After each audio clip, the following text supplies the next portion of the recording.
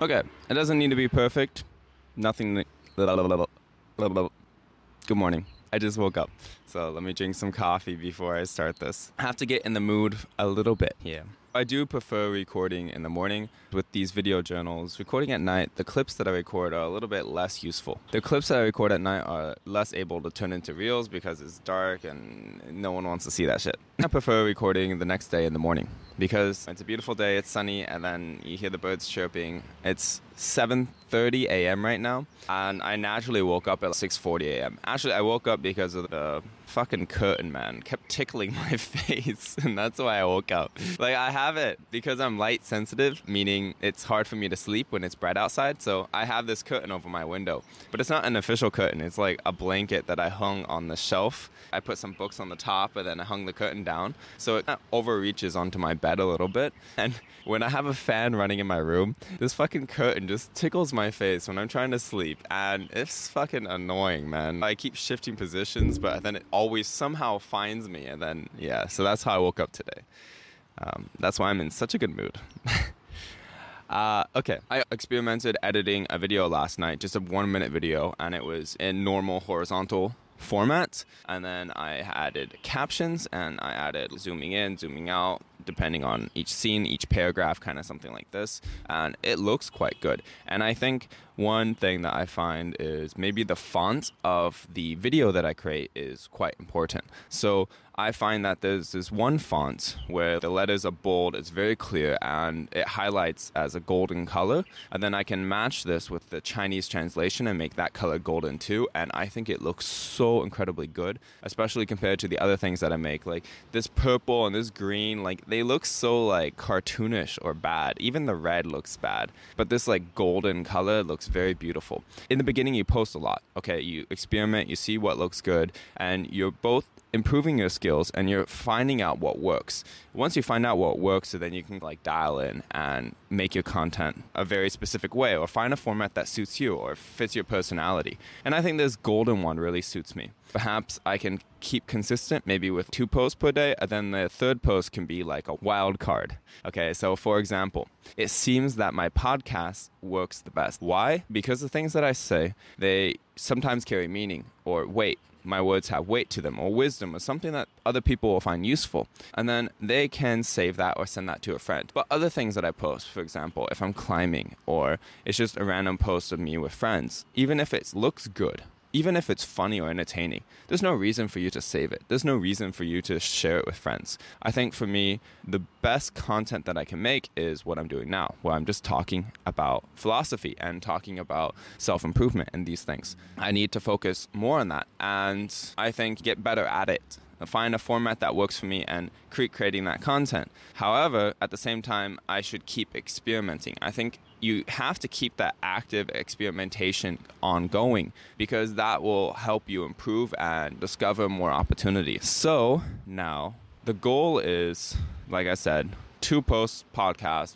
1 post non-podcast. Yesterday, I taught rock climbing for the first time to a little kid, a little 10-year-old. It went okay, but then suddenly I find out that they are going on a summer camp, so I won't be teaching them English for the next 3 weeks, which means I lost my English student. So that's like a lot of money down the drain. And when you suddenly hear that, oh, you just basically lost a client for 3 weeks, and now how are you going to pay the bills? So that's a sudden entrepreneur challenge that I have faced, a financial difficulty. So that's something I need to address. I perhaps should continue to find other clients, but I keep trying to save all of my free time to do exactly this, because I know what I'm doing right now, recording these podcasts and things like this, will help me more in the long term. Like teaching English will help me in the short term. It's like quick money to get cash, yes, to survive off. I don't know why my voice is like this. I can grab water. Like, of course, I can edit this shit out.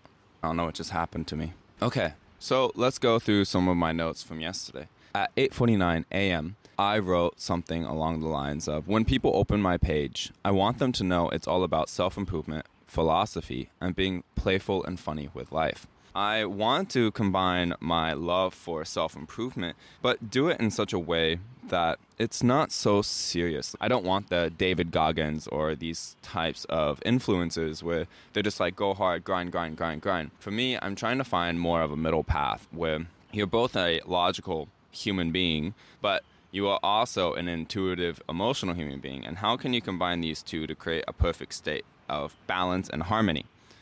A little bit complicated, but it's something that I've been developing myself for many years, and I think I finally reached like a pinnacle where it's working very well for me. I'm able to get so much done and yet also remain so happy. It's a flow state because I realized that grinding itself does not yield to great results. You need to have the solid... Okay, so let me elaborate on this a little bit more. If, for example, you spend some time working out, you spend some time socializing, you spend some time sleeping, you spend some time eating healthy food, you spend some time relaxing, all of these things will actually enhance the output of your work. If your work is creative or the quality of the work, it will enhance the quality of the work. If you just grind, you're digging yourself into a ditch and you're sacrificing for the next day, and then it will just get worse and worse. At least this is what I found. Obviously, for menial tasks, if the grinding is just calling people and trying to make sales, then yes, sure, it doesn't matter.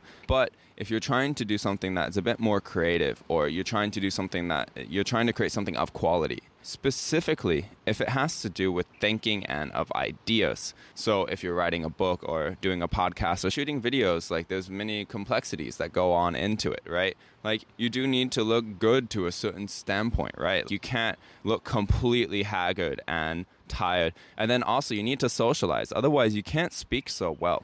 You need to be exposed to other people and other ideas. And then you need to self-learn. You need to be listening to podcasts and reading books. This is also another time investment. You need to be well slept so your brain is sharp and clever and you can say whatever comes to mind. You have to have all of these components in order for it to be a good video. Now, if it was something else where you're just working in a restaurant or something like this, then yes, of course, more hours equals more money, and then that's it. You don't have to think anymore. But if it's something more of a creative pursuit, then there's a lot more complexity in it. The bar has never been set so low. The amount that people are able to handle today, for example, stress, workload, going to the gym, controlling their emotions, people just can't do it. And if you just improve a little bit, you are already way above average. Don't be disheartened if you look at social media, because those are like the 0.00001% of people usually. You should know that just, for example, listening to a podcast, maybe not mine, but maybe somebody else's that's talking about self-improvement, you're already in like the top 1% in the world, which is crazy. Take heart in that. And even the fact that you do something to improve yourself is already, again, you're in the top 1%. Because most people, I ask people, like, what do you do in your free time? And they just answer me like, nothing. Or I tell them about like the things that I do, and then they think I'm crazy. So that's been my experience on this journey. And of course, I meet other people who love self-improvement, but majority, they spend the whole day doing nothing. They don't have any like long-term goals or something like this. Like they might have some goal where they want to travel to a country or something like this, but it's never. And then the way they think about work and things like this, they normally have a bad relationship with work and things. They don't realize that work is an opportunity to build the skills that you want to build. And it's also an opportunity to help push you towards your grand goal, your grand scheme. Next point is don't stress about remembering things. I think the way that we are taught is incorrect. We shouldn't be forced to memorize things. Don't stress about remembering things. Your memory is designed in a way that is already optimized, okay? It is designed to remember the things that are important and forget the things that are not important. If you remember everything, it will be too chaotic. The best way, actually, is not to force yourself to remember things, but rather to constantly expose you to the information that you think is valuable. If you constantly are in an environment where everyone's talking about self-improvement, then your life will just naturally get better in regards to self-improvement. If you're in an environment where everyone's talking about business and making money, then you will naturally get better at doing these things. You don't need to specifically go out of your way to remember all that information. You just need to be in that environment. So that is the most important thing. And then all of the information that you find valuable, you should be able to take that information and implement it into yourself. So it changes your behavior, or the way that you think, or the decisions that you make, or the actions that you take, something like this. So you just need to expose yourself constantly to that information over the years. Yes. Okay, next one is defining emotions by what they are operationally. So for an example, Sadness comes from a lack of options. It's a feeling of hopelessness. It's ignorance, but it is curable, right? So if you're feeling sad, I don't know, about your life, then perhaps you're just lacking the knowledge that would give you more opportunities. So in that case, you just go out and you seek information, and perhaps it will open up new doors. Other examples would be anxiety. Anxiety is when there's too many options available to you and you don't know which one to do, right? You don't know your own priorities and you don't know your values and you don't know which one is the best to choose. And so that causes a lot of emotional problems and stress with inside you. And so in order to overcome that, you need to clearly define your values. And that way it's easier to make decisions. Okay.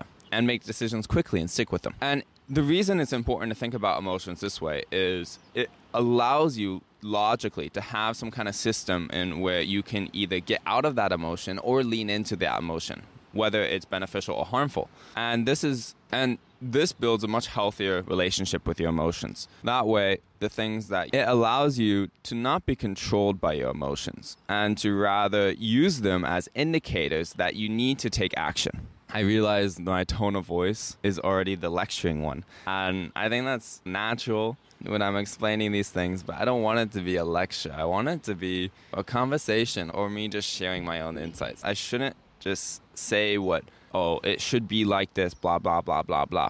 I should say, in my situation, in my experience, these are the things that I learned. Something like this would be better. Choosing a plan isn't hard. Doing a plan isn't hard. Sticking to the plan is hard.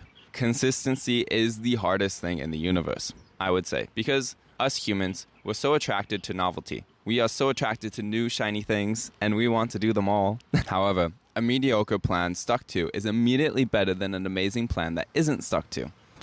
If you make a decision, just stick with it. Normally, we have good plans. So, for example, you just say, I want to exercise 3 times a week for this year. It's actually an amazing plan, but we just don't stick to it. And so that is actually the biggest issue. It's not our planning. Yes, choosing the plan or doing the plan, these are not hard, but sticking with it is very difficult. And this sticking to a plan is actually like a muscle. It's something that we need to train. And in the beginning, we're very inexperienced. We're constantly jumping between different things, and we don't know what is the best option, or we're just attracted to this. So sticking to one thing is actually just a skill. It's something that you just practice, and then you get comfortable and good at it, and you gain confidence, right? If you make a decision, you're confident in your decision, and you will stick with it. Another thing I want to say is a hopeless mindset gets you nothing.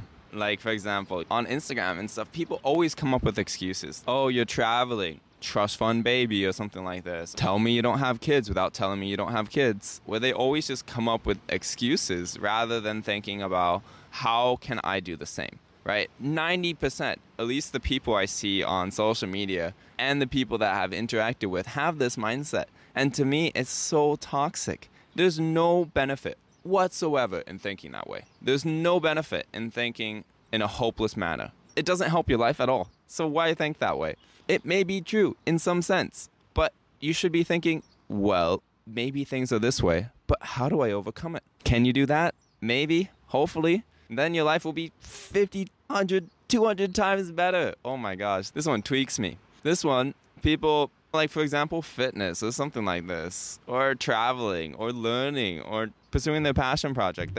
They always have some excuse, and it drives me crazy, man. And maybe, perhaps, I fear that I will also become that way, and that's why I hate it so much. I don't know. Who knows? And then there's one other thing. I promise someone has had it worse, and they have done better. They had a worse situation, and yet they accomplished more. They accomplished what you wanted to accomplish. It's not your situation holding you back. It's you. There's profit in your labor. Work works on you. Hard work changes you. That's the real benefit. Hard work changes you. That's the real benefit.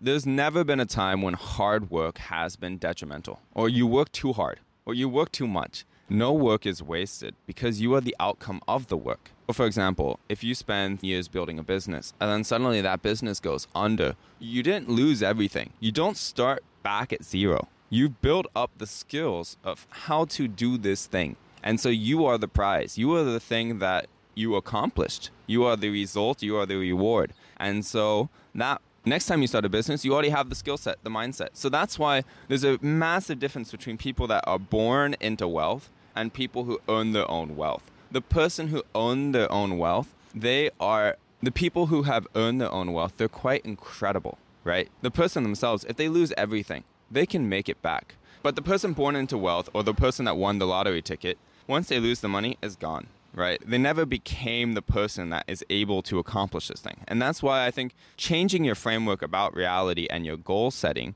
about how can I become the person to accomplish this goal rather than how can I accomplish this goal, this mindset is in itself so potent. It is so important because it basically allows you to never lose. And so rather than thinking, how do I be successful? How do I make a lot of money? Think, how can I be the type of person to be successful? How can I be the type of person who can make lots of money? You won't ever lose yourself. You may lose all your wealth, but you won't lose yourself. So if you're able to build yourself into the most valuable thing, then you are safe, no matter the circumstances. Next one I like a lot is if you don't feel patient but you wait, that is patience. If you don't feel bravery but still do it, that is courage. If you feel like doing it but don't, that is cowardice. Emotions don't affect virtues, only actions do. I can have these traits even though I don't feel like I live these traits. Wow, I fucking love this quote. What this means is you don't need to feel a certain way to have the positive traits. You can be courageous without actually not having fear. You can be patient without actually feeling patient. Just as long as you take the action, you have the trait. Yes. So for any virtue, for example, like caring or something like this, you don't actually have to care about the other person. But if you take the actions where you care about the other person, then you are a caring person. This example is a bit more controversial. But other ones like the courage one and the patience one, they really do stand, right? If you are not feeling patient but you still wait, then you are patient. If you're not feeling brave but you still do it, then you are courageous, right? It's an infallible truth. It's just you are that because of your actions. The North Star of personal development, how you're developing yourself. Okay. The North Star of personal development is giving yourself proof. The North Star of personal development is giving yourself proof. You need to build up undeniable proof that you are who you say you are. And if, for example, if you do the things that you are afraid to do, even though you don't feel courageous, you are still courageous. And so therefore you can define yourself as courageous because you took the action and you have the undeniable proof that you are what you say you are. It can be the same for other things too. If you want to say that you're an honest person, then you just be honest in the next few. The same can be true in other situations. For example, if you want to say that you're an honest person, then you just be honest. And once you have built up that proof, once you have done it many times and you can look back on it, and then you have that sense of confidence. I am an honest person. You know it's true. Anyways, in order to give yourself confidence and to know that you are who you say you are, just do the thing and then you have the proof. And it's that easy. Okay, this one I will just look at the laptop and not worry too much about presenting because this will just probably be on the YouTube video. So I taught Ryan how to climb. Today I taught a kid how to climb. I recorded a video of me climbing and posted it as a reel. It performed, but I did find that a lot of people also found it I recorded a video of me climbing and posted it as a reel. A lot of non-followers did see it, not many likes or anything like this, but I was able to put it on the feed. So there seems to be no correlation with post frequency hurting your Instagram. Of course, in the beginning, some people unfollow because they don't like to see your type of content, but it doesn't hurt your Instagram. In fact, it only gives you more opportunities for people to discover you. If you post actually shitty content, then of course people will want to unfollow. But if your content is all good quality, then there's no problem with just keep posting. Maybe just post a variety so people don't get really sick of it. The first one was like 11 seconds and it was showing me doing the whole climb. The second version, the second draft, was only 5 seconds. And this one wasn't the whole climb. It was just like 2 moves. It was like the dyno or then the mantle on top. And it was just very simple. So I think with Instagram, keep it simple.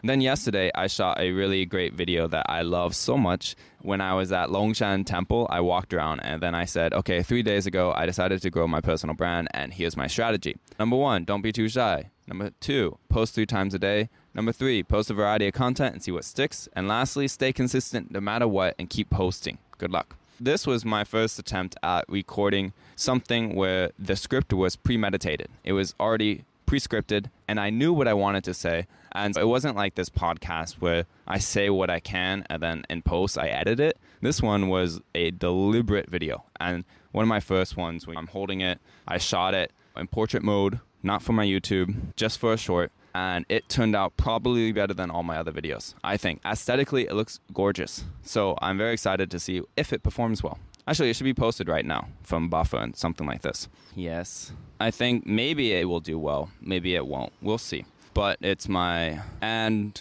the captions for it, this golden caption, it looks so good. Oh, I hit my mic. But I really like the way it looks. And then there's even like this yellow bridge in the background. So I think I will keep this aesthetic and post a lot of those. And then I think I can find my niche where I can be talking about my philosophy and things that I learned. I really like what I'm doing right now. It makes me so happy. I recorded it like 5 times until I got it right. Because, when you are recording pre-scripted content, it can normally come off as awkward or not confident or fake, or maybe the tone is not right. Maybe you're like lecturing them or something is not right. So it takes a couple times until you get all of the expressions right, you get your tone of voice right. Maybe the lighting was bad. There could be a million problems. So it takes, some trial and error. And then I also recommend maybe if you shoot it once, maybe try a little bit different way to say it or different facial expression, something like this, to see and experiment. You should always keep what works,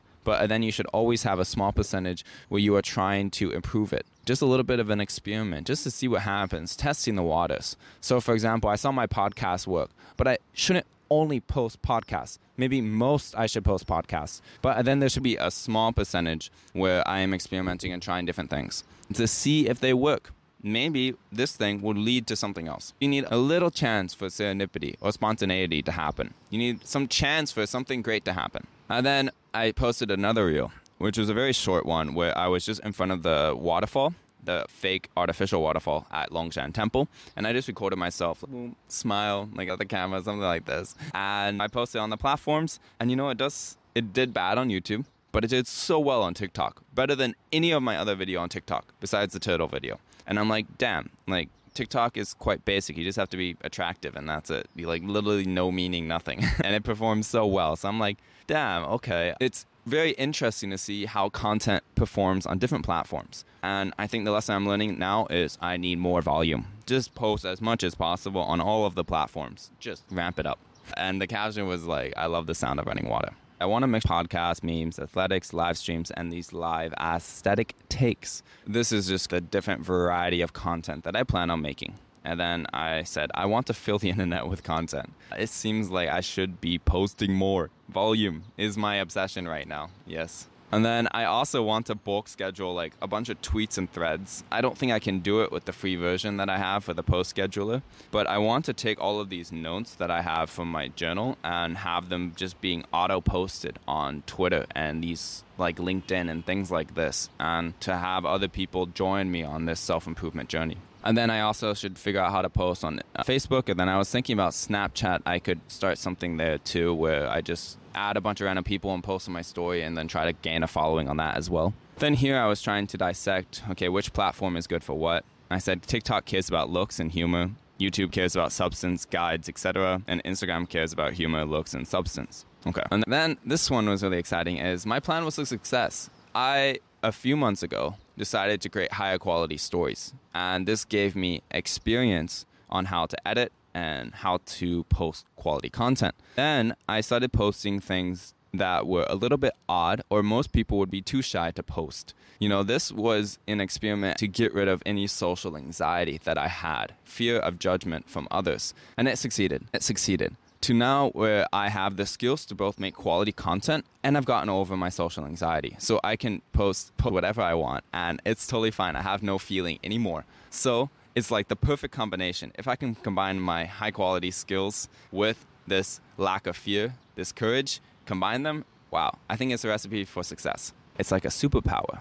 Perhaps in the future, the best videos for me will be dressing up, looking healthy and handsome, and then performance. Know what I'm going to say beforehand, say it a few times till it is right, with an endearing and charming personality. And then with an aesthetic background, cool nature, sunny day, dazzling building, etc. Something that catches the eye. Then there is a chance for B-roll and nice music. This is what I think is what's going to make good video for me. especially when it's related to podcasts. If I can just be a little bit different with some aesthetic golden fonts, I'm in like a beautiful sunny background, I'm wearing some nice clothes, I look like a model or something like this, and then I think I have a chance to really stand out. If I can combine aesthetics with philosophy, if I can combine these things, I think there's a niche for me. And then here I was saying that I find the content is like so unpredictable, man. You just don't know how it's going to perform.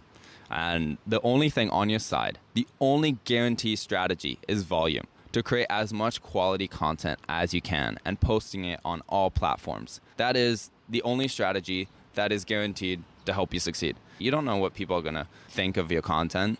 So the only strategy that will work is just volume.